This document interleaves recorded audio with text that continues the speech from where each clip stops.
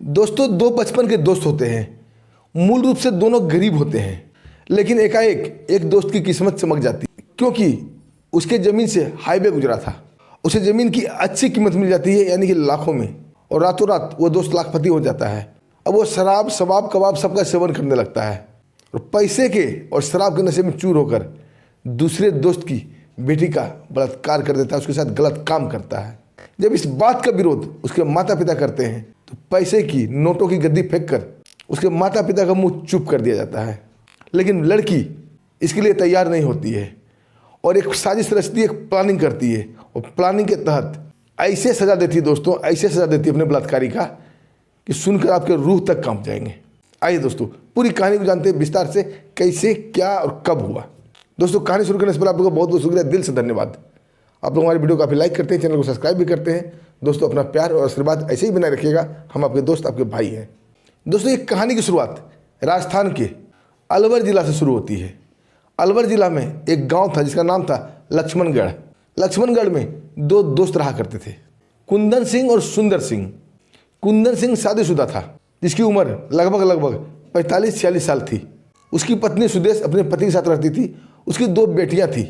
एक बेटी का नाम था, छोटी वाली का गुंजा, जो 14 साल की थी, और बड़ी वाली जिसका नाम था पायल, और वो 17 साल की थी। और कुंदन अपने जीवन यापन के लिए, अपने परिवार के भरण पोषण के लिए एक पेट्रोल पंप पर काम किया करता था, जहां उसे 15,000 रुपये महीने सैलरी मिलती थी, जिससे बड़ा ही मुश्किल से उसका परिवार का जीवन यापन होता था।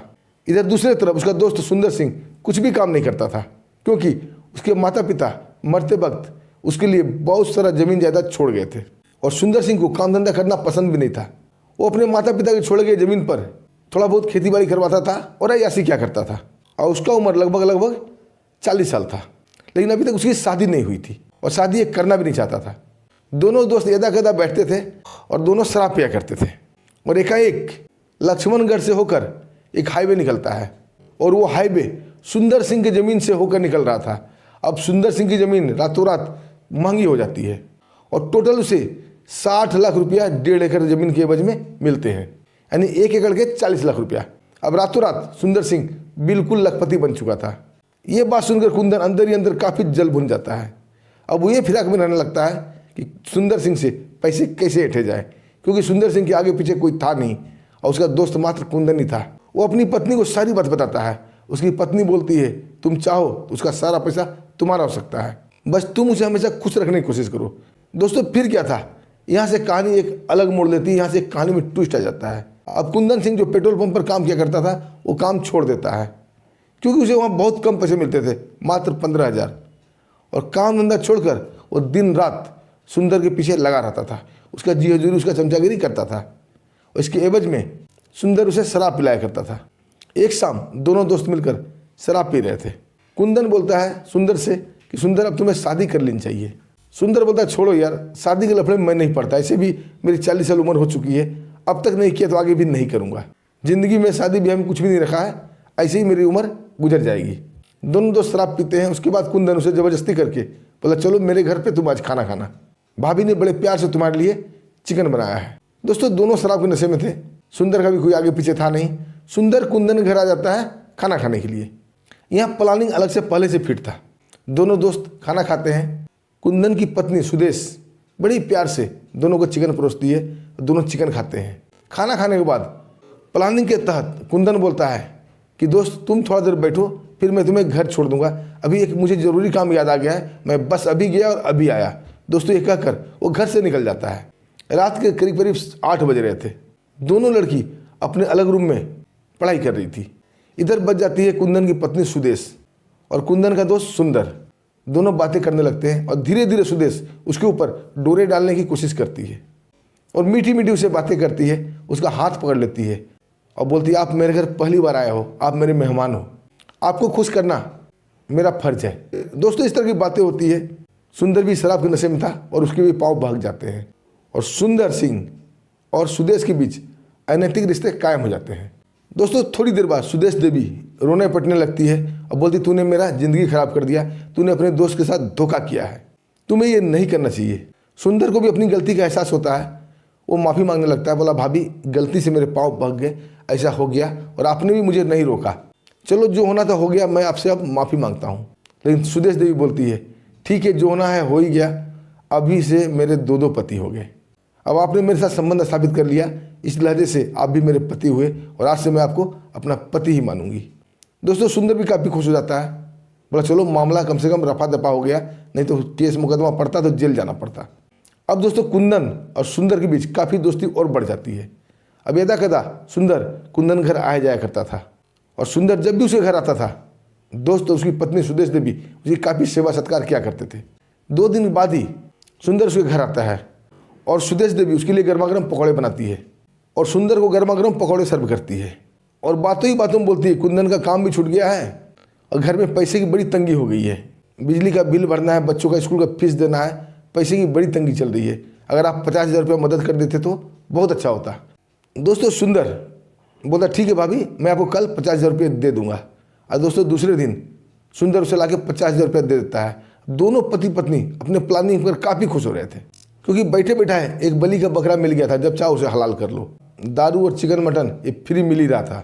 दोस्तों दूसरा दिन होता है, दिन आ जाता है 10 अक्टूबर 2025 का।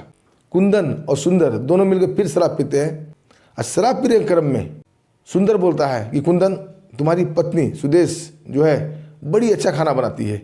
उस दिन मैंने खाना खाया, पहली बार मैंने इतना अच्छा घर में खाना खाया था, नहीं तो आज तो मैं होटलों में खाया करता था, इतना स्वाद मुझे कभी नहीं आया।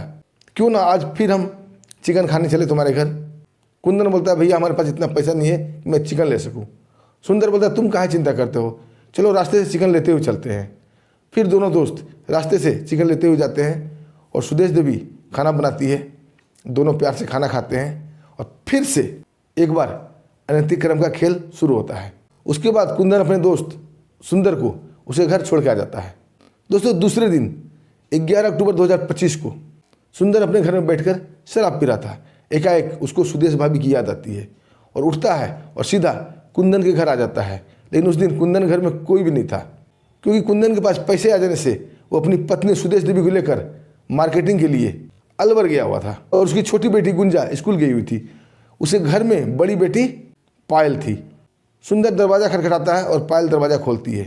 दोस्तों पायल को देखते ही सुंदर पागल होता है, मन ही मन में ये कल्पना करने लगता है कैसे भी हो इसको अपने जाल में फंसाना ही पड़ेगा। दोस्तों कुंदन के बारे में पूछता है जब पायल बोलती है कि पापा और मम्मी मार्केटिंग करने के लिए अलवर गए हुए हैं। दोस्तों ये मौका सुंदर के लिए बहुत ही अच्छा था। वो घर में प्रवेश करता है और पायल भी उसे नहीं रोकती है क्योंकि वो बराबर आया जाया करता था। अंदर आते ही बोलता है पायल कुछ पैसे हमारे पास हैं, थोड़ा इसे गिन दो, हमें सटीक गिनती नहीं मिल रही है, कुछ नोट कम पड़ रहे हैं। आज दोस्तों पैकेट निकाल कर बहुत सारा पैसा चौकी पर फेंक देता है। पायल उसे समेटती है और गिनने लगती है और गिनने के बाद बता देती है कि अंकल इसके अंदर 32,000 रुपये हैं।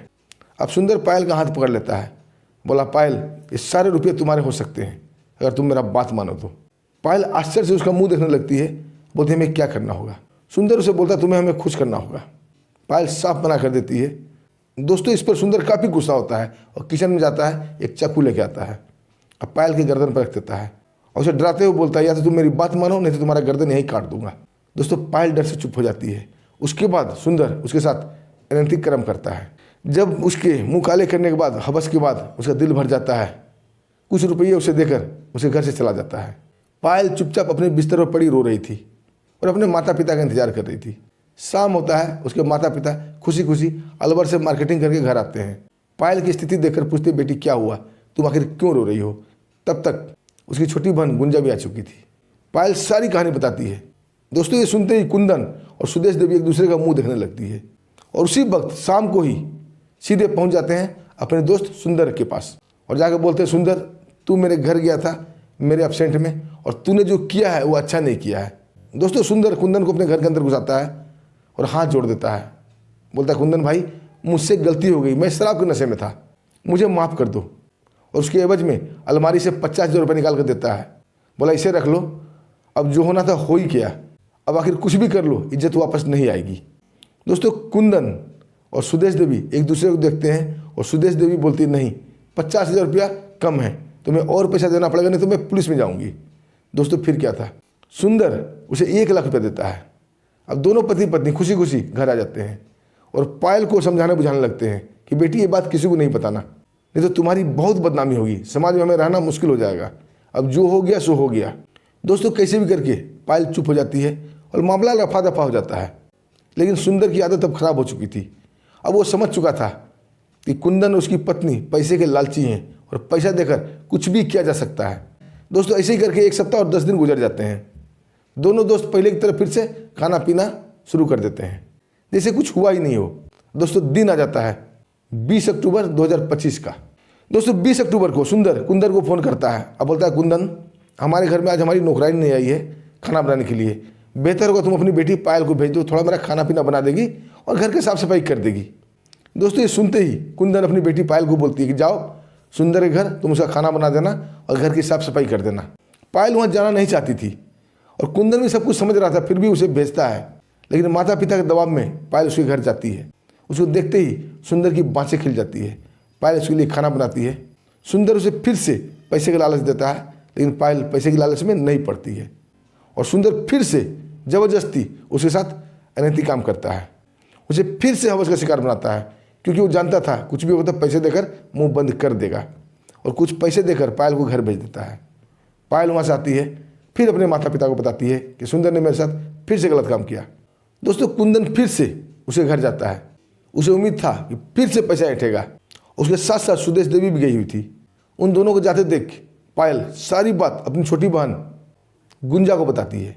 अब बोलती, बहन इस खेल में माता पिता जरूर शामिल हैं, नहीं तो बार बार सुंदर की इतनी हिम्मत नहीं होती मेरे साथ ये गलत काम करने का। ये सब माता पिता की रजामंदी से हो रहा है। और दोस्तों दोनों बहन एक निष्कर्ष पर पहुंचती है और इसका बदला लेने का फैसला करती है। दोस्तों दिन आ जाता है 3 नवंबर 2025 का।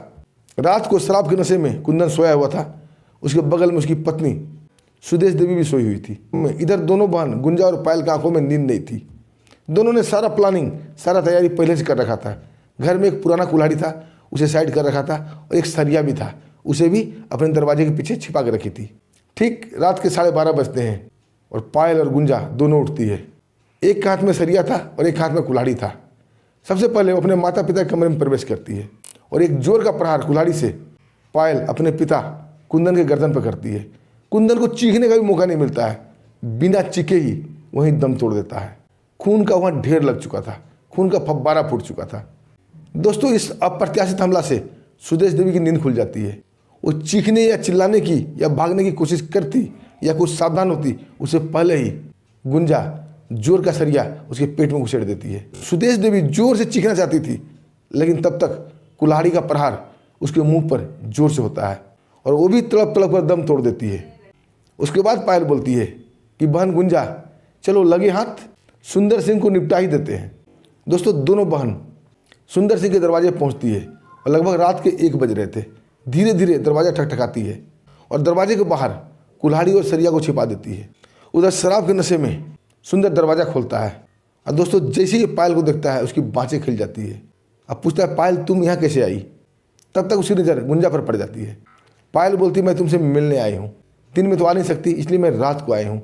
दोस्तों ये सुनकर सुंदर काफ़ी खुश होता है और दरवाज़ा खोल देता है, बोलता आओ। और जैसे ही वो मुड़ता है चलने के लिए आगे, तब तक गुंजा कुल्हाड़ी उठा लेती है। अब पीछे से जोर से प्रहार उसके सिर के ऊपर करती है। दोस्तों सिर 2 टुकड़े में पड़ जाता है। उसके मुंह से चीख भी नहीं निकल पाती है और सुंदर धड़ाम से मुंह के बल नीचे गिर जाता है। पायल सरिया उठाती है और जोर का प्रहार उसके पेट में करती है। रही सही प्राण भी निकल जाता है और सुंदर वहीं दम तोड़ देता है।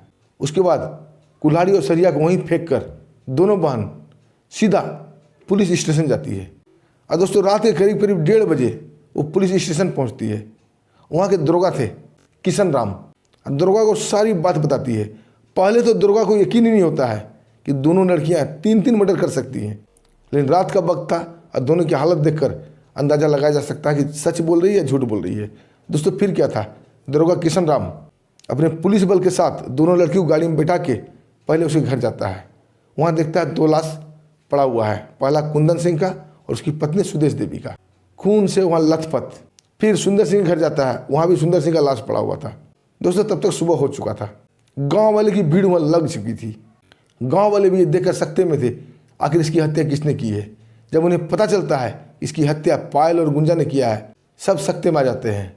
जब हत्या का राज खुलता है तो दोस्तों सबके पांव तले जमीन खिसक जाती है, क्योंकि किसी ने सोचा ही नहीं था कि गांव में ऐसा भी कारनामा हो सकता है। दोस्तों, जिसने भी सुना उसने यही कहा, दोनों बेटियों ने अच्छा किया है। लेकिन दोस्तों, चाहे जो भी हो, कानून को हाथ में लेना भारतीय दंड संहिता के अनुसार ठीक नहीं है। पुलिस लाशों का पंचनामा कराती है, FIR दर्ज करती है और दोनों बच्चियों को हिरासत में लिया जाता है, उन्हें कोर्ट में पेश किया जाता है। और दोस्तों, कोर्ट में उस दिन इतनी भीड़ थी, पूरे गांव उसके अंदर उमड़ा पड़ा था कि जज साहब क्या बोलते हैं। दोस्तों, जज साहब जैसे ही दोनों बच्ची को देखते हैं, उन्हें तो यकीन ही नहीं होता है कि ये दोनों मासूम सी बच्ची 3 हत्या कर सकती है। दोस्तों, जज साहब भी आश्चर्य में पड़ जाते हैं जब वकील साहब उन्हें बताते हैं कि दोनों मासूम बच्ची 3 हत्या करके आई है। जज साहब को यकीन ही नहीं होता है। जज साहब उन्हें दोबारा पूछते हैं कि बेटी, क्या तुमने ये 3 हत्या की हैं? दोनों बेटी शान से बोलती, हाँ जज साहब, हमने ही तीनों की हत्या की है।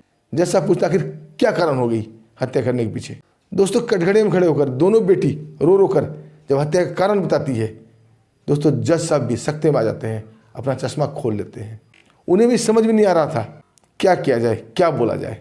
आखिरकार कानून को हाथ में लेना अच्छी बात नहीं थी और जज साहब दोनों बेटियों को बाल सुधार गृह भेज देते हैं।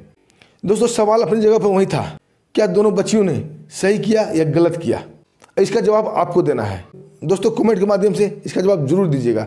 दोनों बच्चियों ने 3 हत्याएं करके ठीक किया या गलत किया? कानून को अपने हाथ में लेकर सही किया या गलत किया? दोस्तों, हमें आज्ञा दीजिए, फिर मिलते हैं एक शानदार ऐसी कहानी के साथ। तब तक के लिए नमस्कार, जय हिंद, जय भारत।